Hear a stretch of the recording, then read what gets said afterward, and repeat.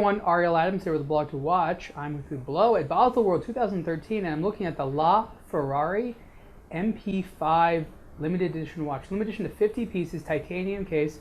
This watch has 11 barrels for about 50 days of power reserve. Here's the power reserve indicator here, and here you have 2 barrels that have the hours and minutes on there. If you look right here, you have a tourbillon, of course.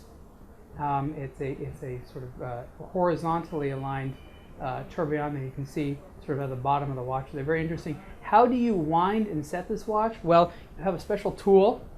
You have the Hublot winding drill, and you have this other tool here which you use to select whether you want to wind the watch or set the time.